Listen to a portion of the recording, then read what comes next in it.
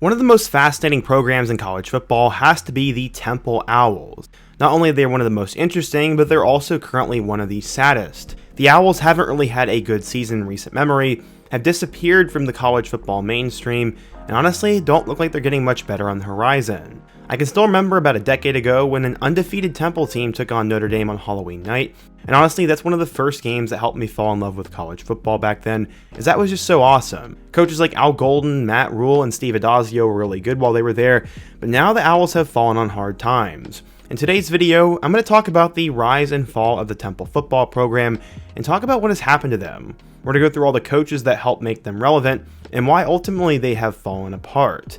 But before we get started, if you're a big fan of college football, be sure to subscribe to the channel, leave a like if you support today's video, and let me know what player, team, topic, or situation I can cover next. Now let's get started and talk about the downfall of Temple football.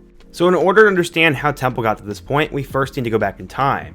They might be one of the most unlucky universities in college sports, and it might have everything to do with how inconsistent their football program has been. The program has been led by coaches like Pop Warner and Bruce Arians before the 2000s, but they entered the 2000s as one of the worst teams in Big East football. Back then, the Big East was considered a power conference football conference, and because of that, they were automatic qualifiers for a BCS bowl bid. But they'd only won 8 conference games since joining the Big East in 1991 and went 15-42 under Bobby Wallace in 5 years, from 2000 to 2004. They were so bad in football that the Big East actually voted them out of membership, and they went 0-11 as an independent in 2005. In 2006, they hired Al Golden to be their head coach and Mark D'Onofrio as his defensive coordinator. Coach Golden had previously been the defensive coordinator at Virginia and was from New Jersey, which is close to Philly, where Temple was obviously located. He started his rebuild of Temple from there, going 1-11 in 2006, before they would join the MAC in 2007. In that crazy 2000 season, Temple would start out at 0-5 with losses to Navy, Buffalo, UConn, and Bowling Green, with losses to Navy, Buffalo, UConn, Bowling Green, and Army, but they would win 3 straight against Northern Illinois, Akron, and Miami of Ohio. Ultimately, they would finish 4-8 on the season, and they finished with the second worst offense in the country.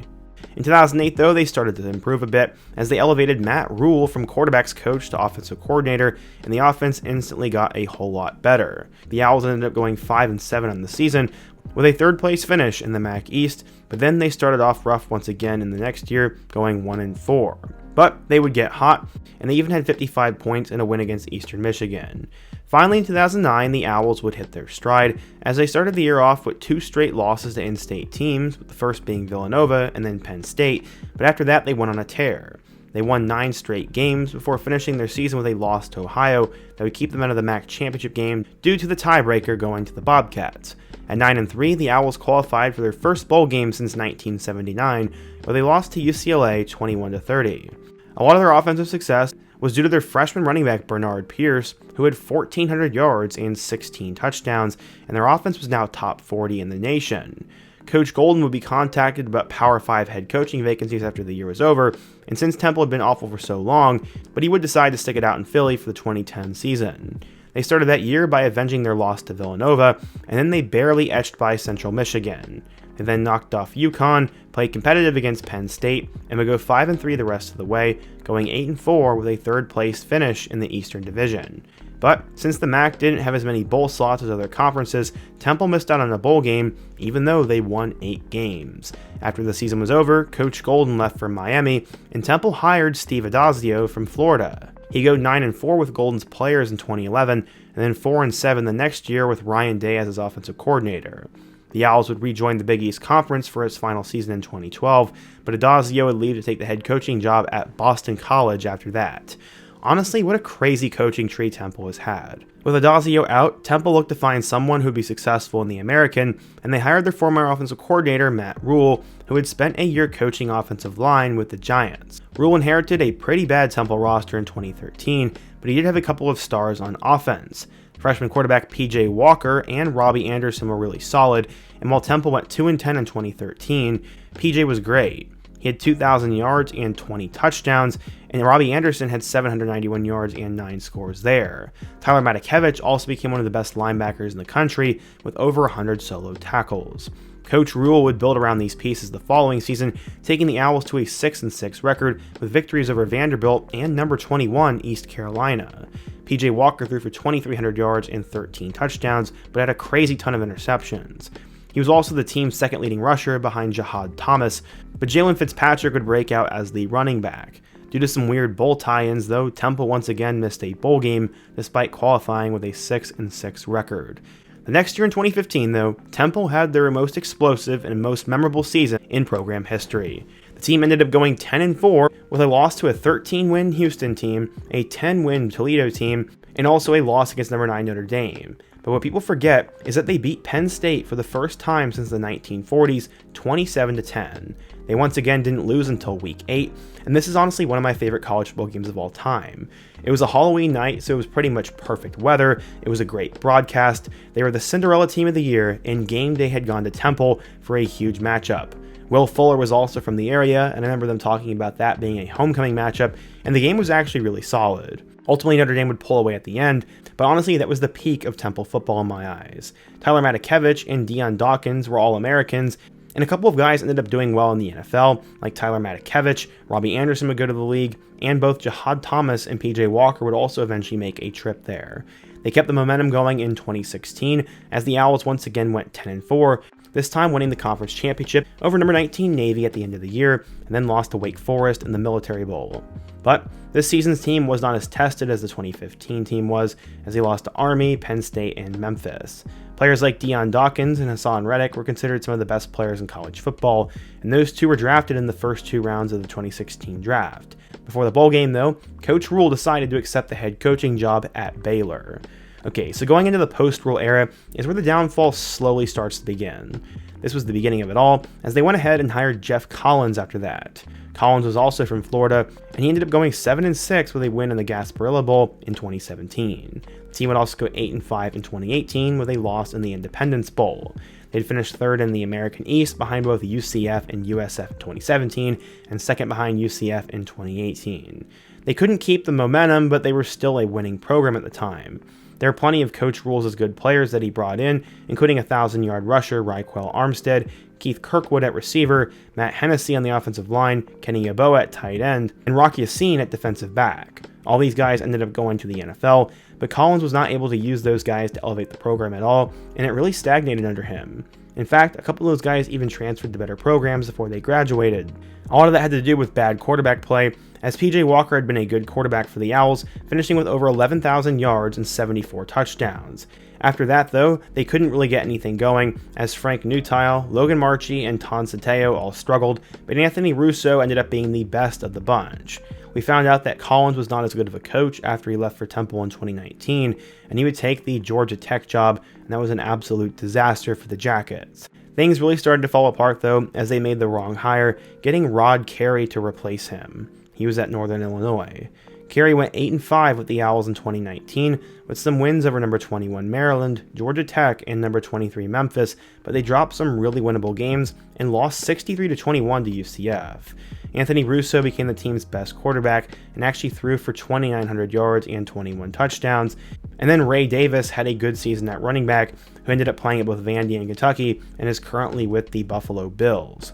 But they ended up losing their bowl game to North Carolina 55-13, and after that, Temple football fell off a cliff. The 2020 season was an absolute disaster for the Owls, as they went 1-6 with their only win coming against USF. They played one ranked team all year, which was SMU, and they got skull crushed by them.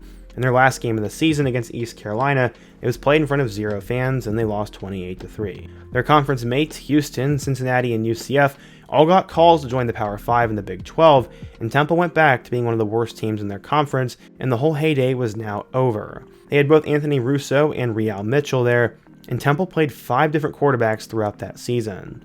The ground game wasn't working either, but they did have a star receiver in Jaden Blue who hit over 1,000 yards throughout the air. They didn't get much better in 2021, as the Owls would go 3-9 and would finish last place in the American, with their only wins coming against Akron, Wagner, and Memphis.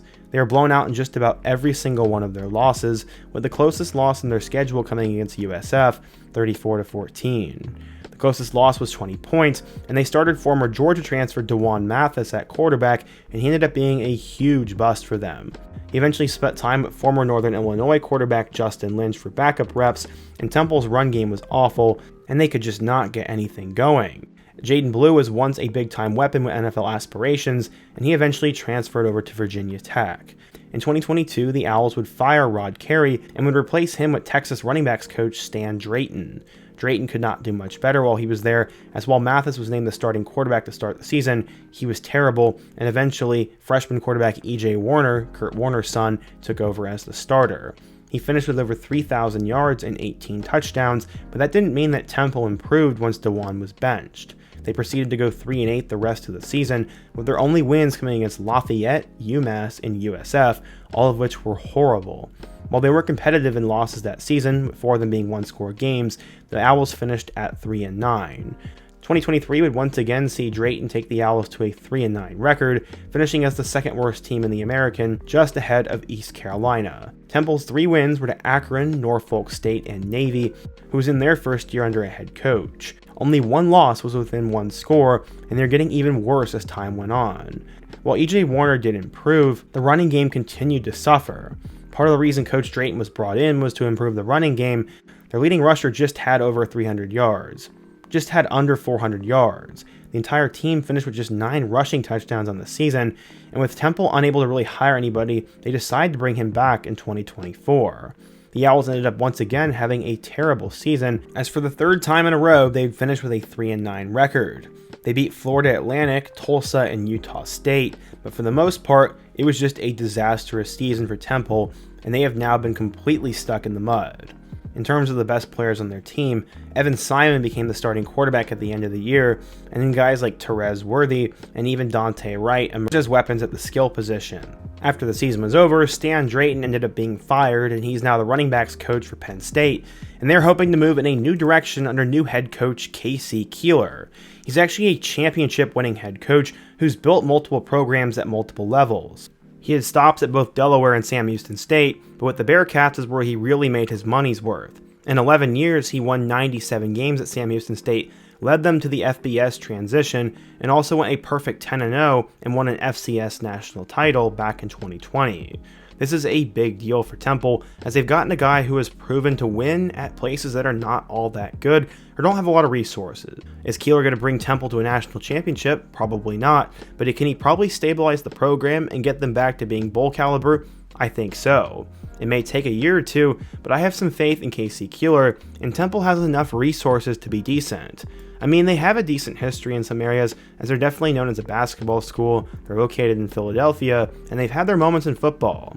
At one point, they're becoming a pipeline for coaches, and hopefully Keeler can righten the ship. But what has happened to Temple?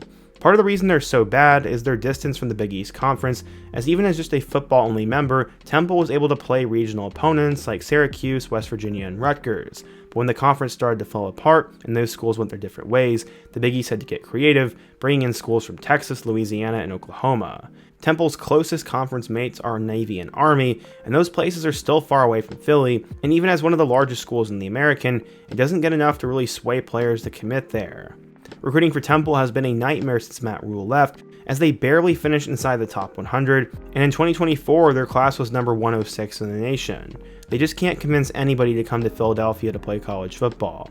A lot of that too is the fact they don't have their own stadium, and sharing a stadium with an NFL team has hurt their conference neighbor in USF as well. It hurt the Bulls so bad they're in the process of building a new stadium just to help compete in the American, but Temple doesn't even have the space to build one, and they're stuck being number 2 at Lincoln Financial Field. But the last reason is that the coaches they've hired just haven't been program builders. Jeff Collins at least maintained the Owls for a couple of seasons, but Rod Carey was a disaster, Stan Drayton wasn't worth the risk, and now hopefully K.C. Keeler will turn things around for him. But what do you guys think? If you're a Temple football fan, what the heck has gone wrong for the program, and how do you guys righten the ship? Also, what other programs should I do a video on and a feature on? And if you have a suggestion, leave it down in the comment section below. Leave a like if you want to support today's video, subscribe if you're new, and check out all my other videos on the end screen. Hope to see you guys again soon, but until next time, peace.